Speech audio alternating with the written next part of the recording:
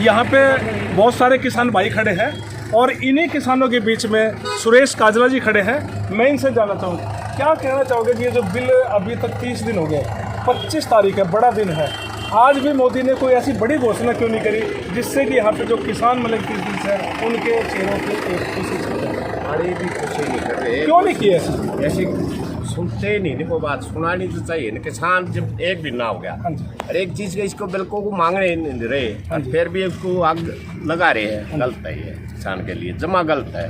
कितने परेशान किसान हो रहे हैं, जाट है, सर्दी में सब क्या है, रोड जाम होने लग रहे हैं और पब्लिक भी जाम होने लग रही है। इसका तो समाधान प्रधानमंत्री देश ने चुन रखा है, हर इंसान ने चुन रखा है, राजा मालिक होता है देश का, इसको सुननी चाहिए हर इंसान। देखो ये साफ साफ कह रहे हैं कि राजा जो है देश का मालिक है और हर आदमी अपनी वोट डाल के उनको चुनने का काम करते हैं। एक राजा को चाहिए कि वो अपने प्रजा की मतलब की बात को भी सुने। अगर कोई राजा अपनी प्रजा की बात नहीं सुनता तो शायद हो सकता है कि आने वाले टाइम में ये प्रजा उस राजा को दोबारा ना चुने।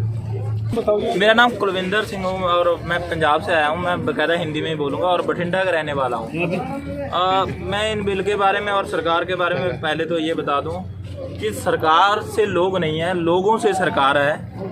ये उस प्रधानमंत्री को अगर आप सर्च भी करोगे गूगल के माध्यम से, जो क्रिमिनल उसका रिकॉर्ड आता है, उसको समझ लेना चाहिए कि ये लोग है जिससे सरकार बनती है। ठीक है, अगर ये लोग नहीं चाहते, हम नहीं लेना चाहते वो चीज़ें, तो बाकायदा हमें वो नहीं देनी चाहिए।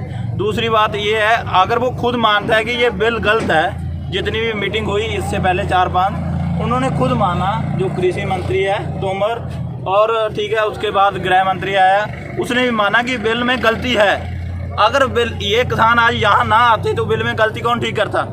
ठीक है, अब ये भी बता रहे हैं कि बिल पूरा ही गलत है, तो फिर बदला क्यों नहीं जा रहा है भाई?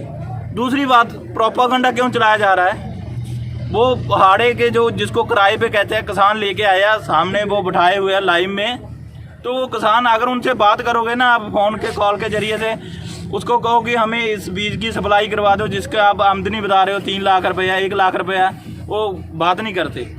ठीक है, वो उस बात पे बात आती ही नहीं है। दूसरी बात है, यहाँ तक सीमन नहीं हो जाती, ये पंजाब हरियाणा की लड़ाई नहीं है, पूरे स्टेटों की लड़ाई है। ठीक है, पूरे भारत की लड़ाई है। और जो जहाँ तक MSP का मतलब है, वो होता है मिनिमम सपोर्ट प्राइस, कि हमें कम से कम इतना मूल्य दो। आप कोई भी चीज़ खरीदने जाते हो उस पर MRP लिखा होता है, मिनिमम अपना मैक्सिमम सपोर्ट प्राइस होता है कि इससे ज़्यादा से आप नहीं खरीद सकते, कम से कम इसके नीचे जाए इसकी खरीदो। हम तो कम से कम मांग रहे हैं ना, हमें वो भी नहीं मिल रही। हद है इस गवर्नमेंट की। अगर गवर्नमेंट नहीं ये चीज़ें फैसिलिटी नहीं दे पाती तो गवर्नमेंट किस काम की यार? प्राइवेट, सब कुछ प्राइवेट कर रहे हो आप, सारी चीज़ें। हालांकि स्कूल है, हॉस्पिटल है, जितनी भी सुविधाएं हैं सारी प्राइवेट ढांचा खड़ा कर दिया है। एक खेती बची थी उसके सामने भी प्राइवेट ढांचा, तो सरकार क्या करेगी? थालियां बजाने के लिए रखोगे? देखो, एक ये नौजवान साथी सरकार की जो गतिविधियां हैं उनसे पूरी तरह से नाराज़ है। सरकार को चाहिए कि ऐसे नौजवानों की जो देश का भविष्य है उनकी तो कम से कम बात को मान ले, क्योंकि हमारे बुजुर्ग जो किसान यहाँ पे बैठे हैं, आज उनको मैं कहना चाहूँगा साफ साफ कि उनको खेतों में होना चाहिए था, जिससे कि हमारे देश का हर इंसान का पेट भर सके। लेकिन यह सड़कों पे जो सरकार ने इनको बिठा दिया है, ये आने वाले टाइम के अंदर नुकसानदायक हो सकता है। धन्यवाद। मैं पवन सैनी, बहादुरगढ़ की आवाज़।